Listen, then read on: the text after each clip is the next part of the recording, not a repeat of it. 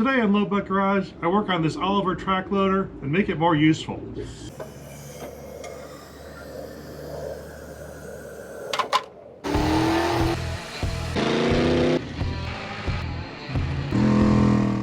Last time I had this Oliver out, I noticed when I was digging, the rear end got really light.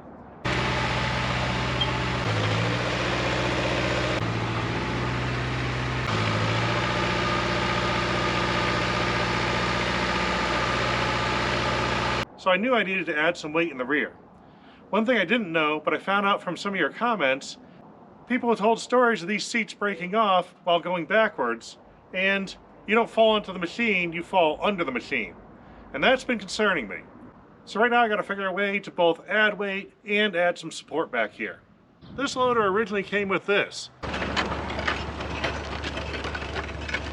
which is a hydraulic lift and a 3-point attachment. This added the weight needed in the back and is a must-have accessory for any kind of farm implement. But I don't do farming. I play with old rusty metal. And in this pile of old rusty metal, I have this. And this looks like it would make a more useful attachment for me. You may have seen this hoist before. It was one of my very early videos, and I mounted it to an electric truck, but it didn't quite work out. I also have some big C-channel. They're pretty thick. They're a foot across. This one does have a weld seam. This one has a little bend in it, but I think I can do something with these. I'm starting to rough out my measurements now. A torch would be ideal, but I've got a plasma cutter. This thing's really small for this thick material. It's gonna be a real slow cut, so I don't want to get it too wavy. I'm gonna clamp a piece of tubing so I can set this up against it and just go along this line.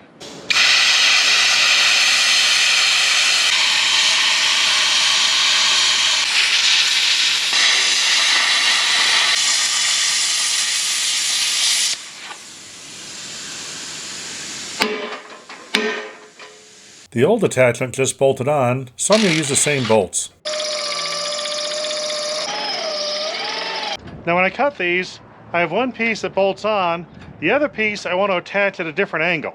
It's a little heavy, so I'm taking the easy way out and using the hydraulic steel positioner. I have an idea in my head, but I don't know if it'll work in reality. That's why we got to get this in place here. This is my original thought, and I'm not sure if I like it. Sticks out a little too far in the back. Now I'm done with the angle cuts and I have square cuts left. And luckily, for square cuts, if I open my saw up all the way, there we go. I can fit it in. I used the hydraulic metal mover, some spare pieces of steel and the clamps to hold it all in roughly position. Both these pieces of channel aren't straight, so I couldn't get it exact, but I got it pretty close. I clamped the bottom in place, popped some holes in, got some 1/2-inch bolts. The hardware store claimed they're grade 5, but they don't have the markings on it for grade 5. So we'll see how that goes. Now these pieces are incredibly sturdy this way, but not so sturdy that way. I can just wobble them. But I still have the extra pieces when I shorten these, so let's put those to use. Now I've attached this piece to go across, and that'll be my mounting surface for the hoist. I had a couple of design considerations. First off, there's a hitch back there. It's a very hefty hitch, and I want to be able to use that to tow with. With the angle here, I should be able to attach to that no problem. That right there is the access cover to the transaxle, so even with this attached, I can get to all those bolts and pull that cover off. So I'm ready to tack this in place and move on.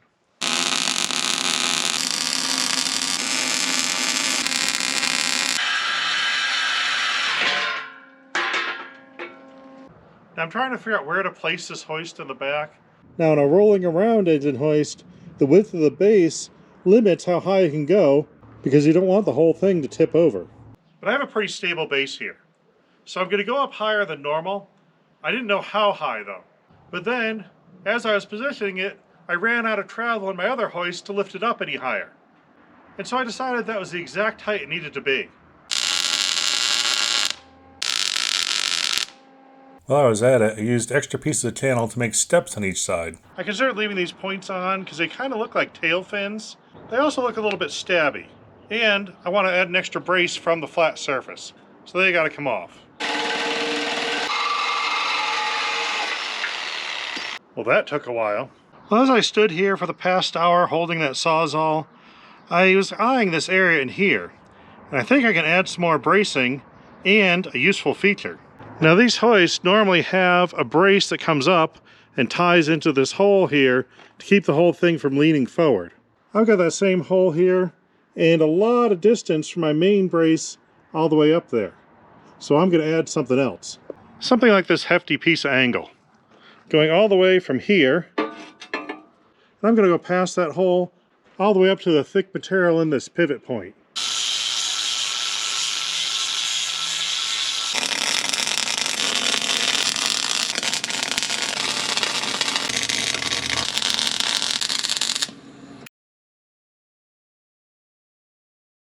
Now I cut off this piece via brace that fit right inside there. But that's a problem, because I can't actually put it there. These edges keep me from putting it in straight. If I put it in at an angle, I can get it in there, but I can't actually straighten it out because of the width here. I was hoping to be able to slide it in from the bottom at the edges here, but the hitch gets in the way. It's kind of like a ship in a bottle. It'll fit once I get it there, but I can't put it in, which means I need to take it apart and then reassemble it inside. I'm going to take this brace I made and split it in half.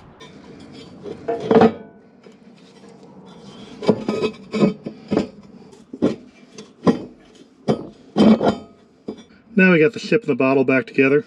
Now there's a little bit of a gap there, but that's a good thing, because that will drain water. I've got this piece here, which braces any motion in this direction, and now I have that piece there, which braces any motion in this direction. So that thing should be pretty sturdy. The welds should hold pretty decent, even though they're not pretty. This is the first time I've actually used this thing on steel, so I don't have the settings quite right. At least that's my excuse for today. But I got a lot of heat in there, and those things are held together good. So not only does that brace it up nicely, it makes a convenient little pocket. That'll be a good place to carry little things. That might come in handy with this hoist. So now the next step is to test this out. Just need to find myself a heavy object to lift.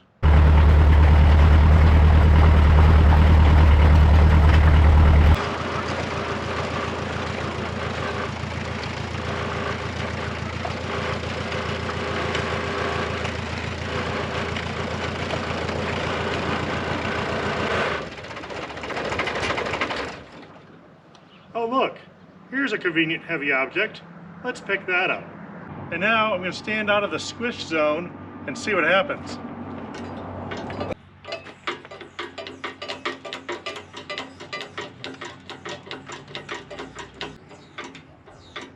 So far it looks stable, though this valve isn't working very well for pumping this. There we go. Now it's been taking a lot of pumping to actually lift this up, and I have plenty of hydraulic power over there. I could easily run hydraulic power from the engine to the cylinder and just have a valve and just lift stuff right up. But I need to have the engine running. And sometimes doing things like this, you kind of want to be able to hear if something's scraping or popping, and you don't hear it with an engine running. So I'm not sure what to do. Let me know in the comments what you think.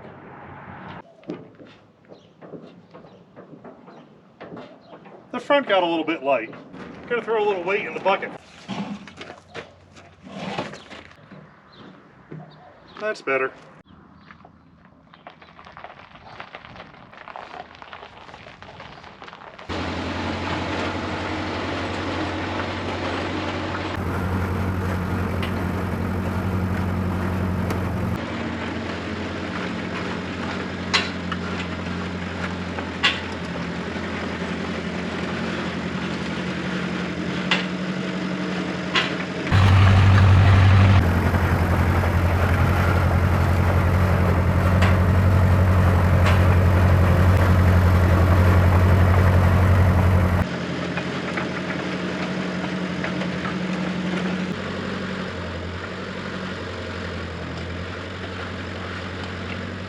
Now this engine already has an interesting story,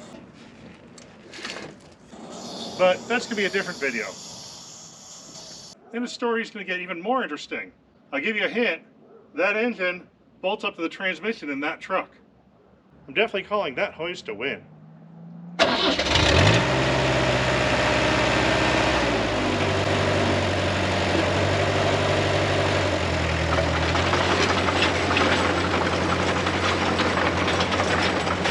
I used most of that channel I started with. This is all that's left. By measuring the web thickness, this stuff should be about 21 pounds per foot. And I started off with about 12 feet. I figure the remaining bits of that hoist are probably around 100 pounds. That gives me about a 350 pound additional weight on the back. And that's not a whole lot of weight to add to a machine like that. If I want more weight in the rear, I pick up something heavy. If I want more weight in the front, I scoop something heavy. I'm happy with the way this works, and I'm just going to tidy it up a bit. A few things I want to take care of. The sharp corners, the big things that look like they're going to stab me, and I'm going to see if I can get that to fold in just a little bit more. I pulled off the cylinder and noticed it can retract a lot further than it was. This arm is what stops it from moving. It looks like it rubs on those corners. I ended up having to take off most of the front edge, but I didn't actually shorten the piece at all. And now it folds in a lot better. I also went and rounded off corners, particularly the ones at knee level. I figure those are the ones I like the least. Now we got to make this match the rest of the machine.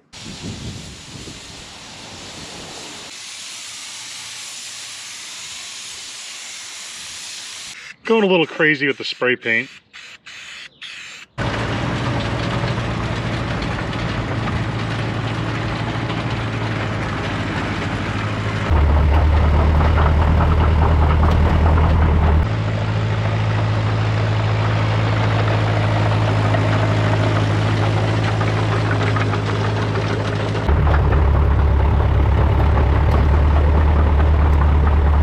Last time I tried this out, it was hard to tell which way the bucket was tilted. A lot of you guys suggested putting a piece of metal here so I can visualize it. I'm going to do a test piece for now. I used a fence post with a flange on it so it bends easy but is pretty straight and rigid. I think that looks close enough. We're going to try this out.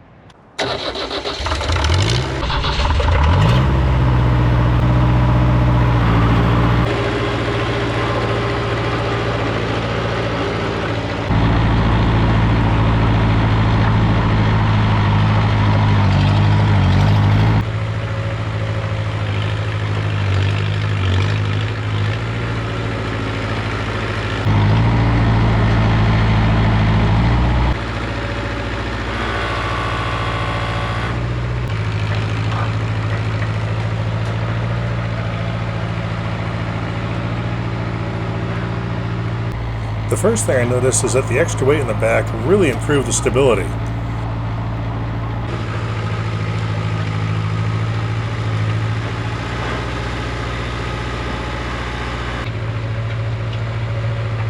I also noticed the traction was a lot better.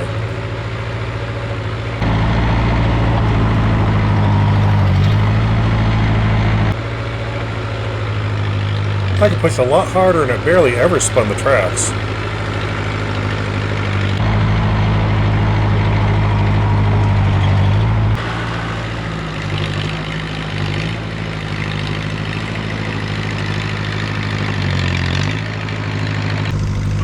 Even pushing the bucket down an excessive amount, it just kept pushing along. Mostly.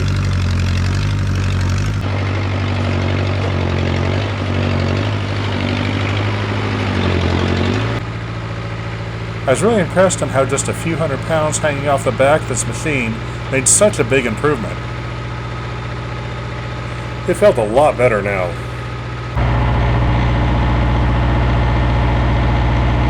For some reason, I decided it would be a good idea to build a speed bump.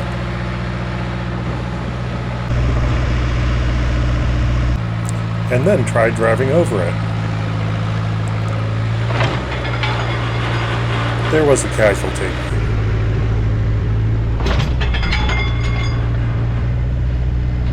My only casualty, the handle fell out. I'll have to put this in a little better.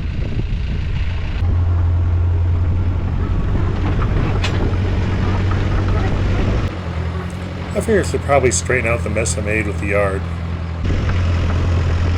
And the guide in the bucket helped that out a lot.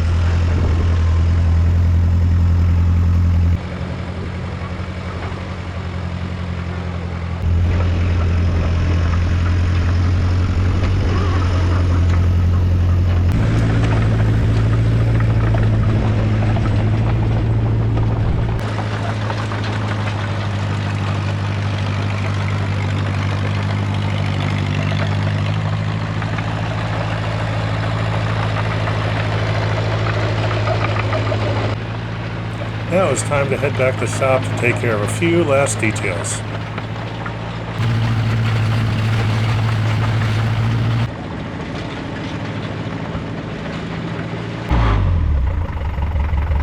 I really liked having this guide so I could eyeball where the bucket is. That helped out a lot. So I'm going to make this permanent. And while I'm at it, I'm going to fix a few other things in the bucket. There's little cracks in the corner and a real big crack in the middle. So I'm going to go ahead and get those welded up too while I'm at it. Got a little bit of dirt build up here. There's the crack in the side. Check to make sure there aren't any others while I'm here. This looks like it's been re-welded already, so we're all set on this corner. I found a pretty hefty piece of tubing in my pile. I clamped it to one side, and here's where the crack is. You can see the bucket has quite a bit of a bend to it. So over here, I attached an eye hook bolted to that thick piece, and here's a come along going the entirely wrong way about doubling the line. And then I put a couple of small pieces of metal right where the crack is. Now what I'm hoping will happen is I'll tighten up this come along. That will pull this piece, straighten it out. These pieces of metal will make that part stick up just a little bit, so I get a little of an upward bow. That way when I release everything, it goes straight. Also, by having these right here, this will hold this above that thick piece, so that way when I weld, I don't weld that to the bucket. Now I expect something's going to go wrong here, so I'm just going to stand out of the way.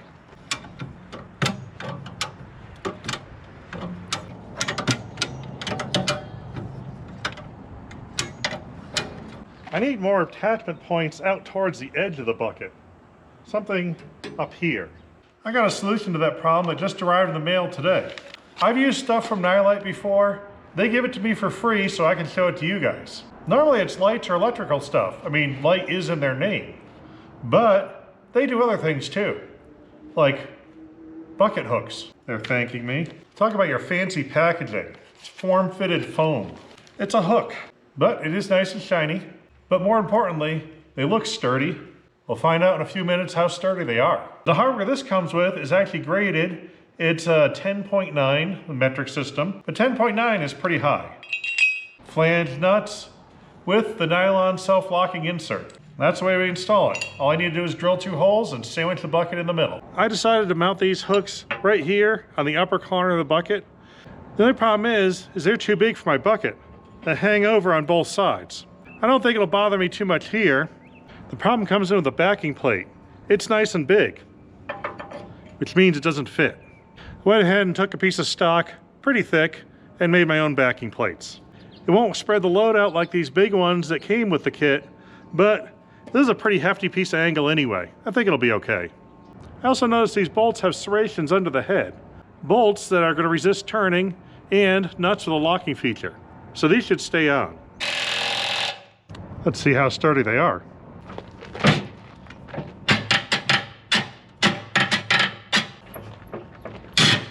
Hook's holding on fine. Looks like this bucket is straightened out. Looks like I have to fine tune the alignment here a little bit.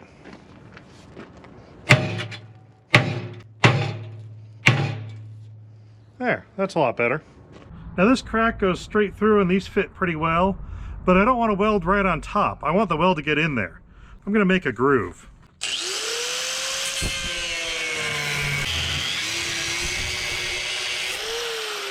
Taking out quite a few chunks of material there, but I should be able to get where every crack was. It looks like this material is sticking up a little bit, so I'm going to do some adjustment there too. Much better. Now I'm going to apply a little metal filler. Still getting the hang of that welder, but I definitely got some heat in there. So that should be pretty solid. And when I welded up this corner, I ran a few extra passes just to give a little more reinforcement. So at this point, I'm calling that bucket fixed. Now I'll make it good as new.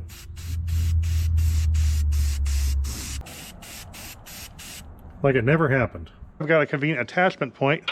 I'm going to make myself a new guide bar. Let's bend it somewhere around there.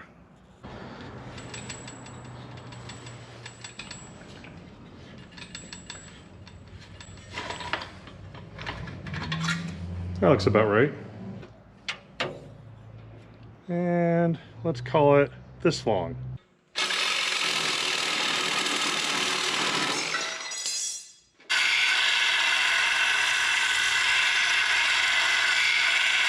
That should work. I can always change it if needed.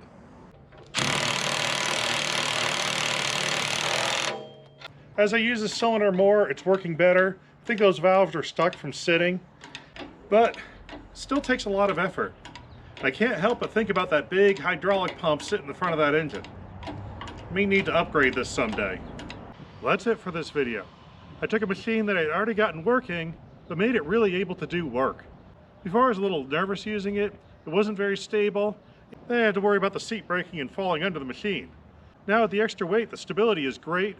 The added structure makes sure I can't fall off it. It's so tall and sturdy, that gives me some measure of rollover protection.